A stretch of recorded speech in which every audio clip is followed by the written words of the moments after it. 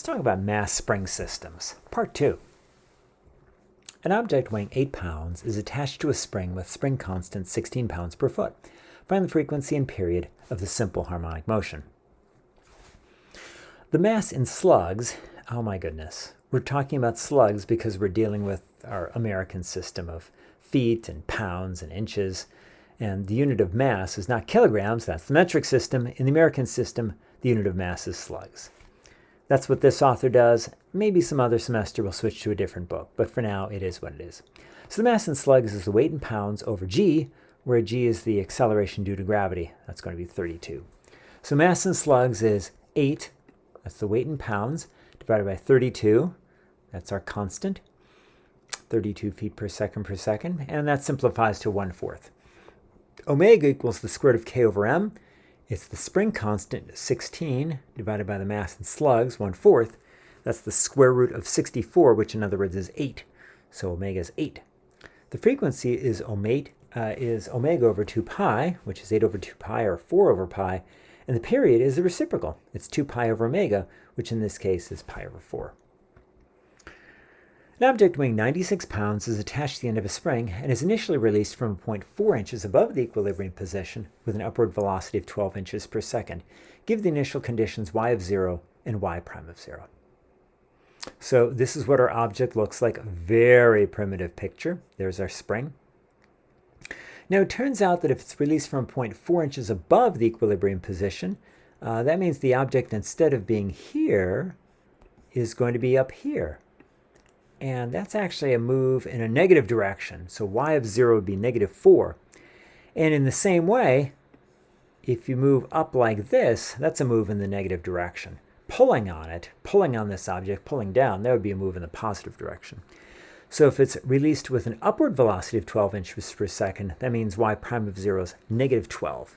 Because if it's moving up, that means it's a negative. Suppose the spring is 2 feet long and measures 6 feet long after this object weighing 96 pounds is attached to it. Find the spring constant. Well, F equals k times x. F is the force we apply, that's 96 pounds. And 4x is the distance that it's stretched, because it's originally 2 feet and it's stretched to 6 feet, which means it's been stretched 4 feet. So 96 equals k times 4. And so k equals 96 over 4, which is 16. The medium through which this 96-pound object moves might be air, might be milk, might be molasses. We don't know what it is. This medium offers a damping force numerically equal to 14 times the instantaneous velocity. Find the equation of motion. Use g equals 32 feet per second for the acceleration due to gravity. And again, as before, mass in slugs is weight in pounds over g. So here the mass is going to be 96 divided by 32. 96 pounds divided by 32, and that gives us 3 slugs. So our differential equation for the motion of a mass spring system is my double prime plus by prime plus ky equals 0. In this case, m is 3 because we have 3 slugs. Our damping constant is 14 because the damping force is 14 times the instantaneous velocity. And our spring constant is k equals 16. This leads us to the equation 3r squared plus 14r plus 16 equals 0. That factors as 3r plus 8 times r plus 2 equals 0. So we have 3r plus 8 equals 0, r plus 2 equals 0. That means r equals -8/3 or r equals -2.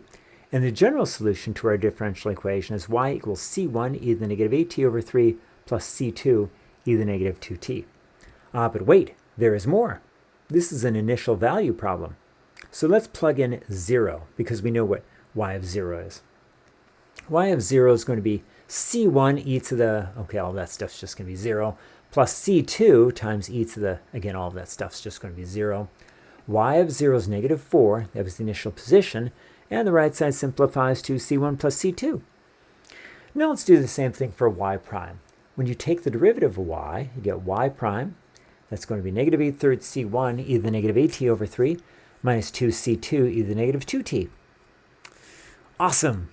Okay, now let's plug in 0. We get y prime of 0 equals -8/3 c1 e to the, okay, all that stuff's just going to be 0, minus 2c2 e to the, that stuff's going to be 0.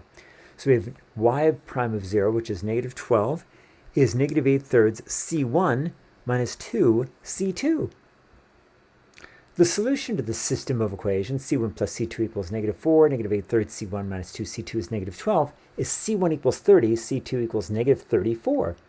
Therefore, the solution to this differential equation is y equals 30 e to the -8t over 3 minus 34 e to the -2t. Let's graph this motion. Here's what it's going to look like.